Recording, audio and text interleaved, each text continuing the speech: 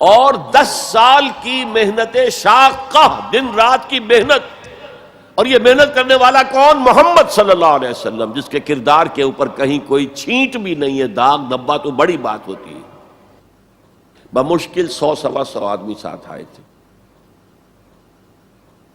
تو آپ اس اسوے پر چلیں، آپ کو 100 بھی نہ ملے کوئی پرواہ نہیں۔ کیا جب کس وقت اللہ تعالیٰ دھارے کا رخ موڑ دے، لوگوں کی توجہ ہو جائے، لیکن اصول وہی ہو، دعوت وہی ہو، اور نمبر 3 میتھوڈالوجی وہی ہو، اور کوئی دہشت گردی کے ذریعے سے کہیں اسلام آ جائے۔ These are not the methodologies of Muhammad صلی اللہ علیہ وسلم۔ الیکشن میں حصہ لینے سے سوال ہی پیدا نہیں ہوتا، الیکشنز ہوتے ہیں کسی نظام کو چلانے کے لیے، نہ کہ کسی نظام کو بدلنے کے لیے۔ اگر امریکہ میں کمیونسٹ ہو اور ہیں، اب بھی ہیں، تو کیا وہ الیکشن لڑیں گے؟ وہ تو انقلاب برپا کریں گے، کلاس کانشسنس پیدا کریں گے، ہیوز اور ہیو ناٹس کے درمیان ایک مغایرت پیدا کریں گے، پھر وہ ہیو ناٹس کو آرگنائز کریں گے، اور اگر آرگنائزیشن مضبوط ہو جائے تو somehow or the other, by hook or by crook, they will change the system۔ انتخابات کے ذریعے سے سسٹم چینج نہیں ہوتا۔ تو میتھوڈالوجی آف محمد صلی اللہ علیہ وسلم، that is the must, we have to follow it۔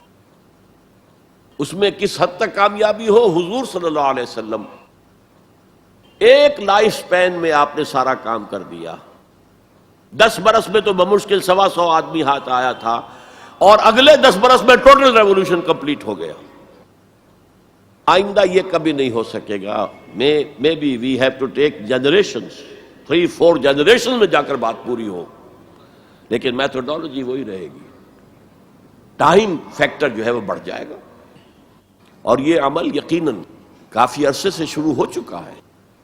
وہ احساس میں آپ کے سامنے رکھ چکا ہوں، وہ احساس اب امت مسلمہ میں بڑے وسیع پیمانے پر ہے کہ اسلام صرف مذہب نہیں، دین ہے۔ دین اپنا غلبہ چاہتا ہے۔ دین تو ہوتا ہی دین تب ہے جب کہ وہ غالب ہو، دین مغلوب ہو گیا تو مذہب ہو گیا۔ اس اعتبار سے یہ احساس اب کافی بڑے حلقے کے اندر موجود ہے۔ البتہ میتھوڈالوجی کے بارے میں امت مسلمہ بھٹک رہی ہے ادھر سے ادھر۔ اقبال نے جو شعر کہا تھا کہ نشان راہ دکھاتے تھے جو ستاروں کو، ترس گئے ہیں کسی مرد راہ داں کے لیے۔ اللہ کا شکر ہے، میں اللہ کا شکر ادا کرتے ہوئے کہہ رہا ہوں، اور کسی خود ستائی کے جذبے کے بغیر کہہ رہا ہوں، اللہ نے مجھ پر سیرت محمدی صلی اللہ علیہ وسلم کو کھول دیا۔ جیسے میں نے پرسوں کہا تھا کہ ایک حدیث نے تاریخ کے ایک بہت بڑے صندوق کو میرے لیے کھول دیا۔ لَيَأْتِيَنَّ عَلَىٰ أُمَّتِي مَا أَتَىٰ عَلَىٰ بَنِي إِسْرَائِيلَ حَسْبَ النَّعْلِ بِالنَّعْلِ۔ میری امت پر بھی وہ سارے حالات وارد ہو کر رہیں گے جو بنی اسرائیل پہ ہوئے تھے، بالکل ایسے جیسے ایک جوڑے کی 2 جوتیاں ایک دوسرے کے مشابہ ہوتی ہیں۔ اسی طرح اللہ تعالیٰ نے سیرت النبی کو مجھ پر کھولا، میں نے اس کا انالیسس کیا، تجزیہ کیا، اور اس سے انفر کیا ہے، اور چیلنج کرتا ہوں۔ The process of a true revolution can be deduced, can be inferred only from the seerah of Muhammad صلی اللہ علیہ وسلم۔ اس کی وجہ کیا ہے؟ تاریخ انسانی کے باقی سارے انقلاب جزوی تھے۔ فرینچ ریولوشن میں صرف سیاسی نظام بدلا اور کچھ بھی نہیں بدلا، عقائد وہی رہے، اخلاق وہی رہے، معاشی نظام وہی رہا جو پہلے تھا، صرف سیاسی نظام بدلا۔ بولشوک ریولوشن میں معاشی نظام بدلا، باقی معاشرہ وہی تھا، سوشل ویلیوز وہی تھیں، وہی عیسائیت جو کی تو قائم تھی۔ صرف ایک ریولوشن ہے پوری ہیومن ہسٹری میں جس نے ٹوٹل چینج کیا، عقیدے بدل گئے، اخلاق بدل گئے، صبح و شام کے انداز بدل گئے، شب و روز کے نقشے بدل گئے، نظام بدل گیا، سیاسی نظام، نیا سیاسی نظام۔ میں آپ کو بتا چکا ہوں، the historical role of Islam پر ایم این رائے کی کتاب پڑھیے اسے۔ اچھا، اور یہ تاریخی انقلاب، عظیم ترین انقلاب تاریخ کا، یہ ایک لائف سپین میں مکمل ہو گیا۔ فرینچ ریولوشن کے لیے فکر دینے والے روسو، والٹیئر وغیرہ BCO جو ہے صاحب قلم تھے، ان کا ایکچوئل انقلاب برپا کرنے میں کوئی حصہ نہیں. They were men of the letters, desk workers تھے، بیٹھ کر لکھ سکتے تھے، میدان میں آ کر لیڈ نہیں کر سکتے تھے. یہی وجہ ہے کہ فرینچ ریولوشن بڑا بلڈی ریولوشن تھا، بہت خون بہا ہے، فساد، ہنگامہ.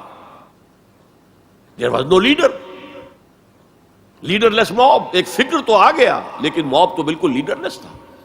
بولشوک ریولوشن کے اندر میں نے بتایا آپ کو، اس کا فکر دینے والے مارکس اور اینجلز، وہ تو جرمنی میں بیٹھ کر کتاب لکھی ہے اور وہ تکمیل اس کی ہے داس کیپیٹال کی انگلستان کے اندر. انگلستان میں آج تک وہ انقلاب نہیں آیا. یہ مونشوکس اینڈ بولشوکس نے رشیا کے اندر اور عین وقت کے اوپر آ کر لینن نے اس کی قیادت سنبھال لی، ہائی جیک کیا. ادروائز دی مونشوکس ور مور امپورٹنٹ. بہرحال یہاں یہ ہے کہ ایک شخص ہے، وہ ایک شخص سے دعوت شروع کر رہا ہے، تنکا لا کر اپنا گھونسلہ بنا رہا ہے، اور پھر وہی شخص جو اسٹریٹ پریچر تھا وہی آرمیز لیڈ کر رہا ہے. تو methodology of an evolution can be deduced only, the only source if you want to know what is the methodology of a true revolution, the only source is the سیرہ of محمد صلی اللہ علیہ وسلم. اور جیسا کہ میں نے آپ کو بتایا تھا حدیث نبوی کہ حضور نے 5 ادوار گنوائے تھے اپنے دور سے لے کر دور نبوت، دور خلافت علی منہاج النبوہ، جسے ہم خلافت راشدہ کہتے ہیں. حدیث میں لفظ ہے خلافہ علی منہاج النبوہ، نبوت کے نقش قدم پر خلافت. پھر تیسری کاٹ کھانے والی ملوکیت، چوتھی غلامی والی ملوکیت، جبکہ انگریزوں کے غلام ہو گئے، فرانسیسیوں کے غلام ہو گئے، اطالویوں کے غلام ہو گئے، اسپینیئرز کے غلام ہو گئے، ڈچ کے غلام ہو گئے، پورچوگیز کے غلام ہو گئے. اور اس کے بعد آپ نے فرمایا پھر خلافت علی منہاج النبوت کا دور آئے گا. اور اس کے ضمن میں امام مالک رحمۃ اللہ علیہ کا ایک بڑا ذری قول ہے، لن يصلح آخر هذه الامہ الا بما صلح به اولها. اس امت کے آخری حصے کی آخری حصہ کون سا ہوگا؟ خلافت علی منہاج النبوہ. آخری حصے کی اصلاح ہرگز نہیں ہو سکے گی مگر اسی طریق پر جس طریق پر کہ پہلے حصے کی اصلاح ہوئی تھی، طریق محمدی صلی اللہ علیہ وسلم. خليل بالقرآن هو إمامنا على هداية الله آمتنا، كلام ربنا هدايتنا، عطاء جبريل على رسولنا.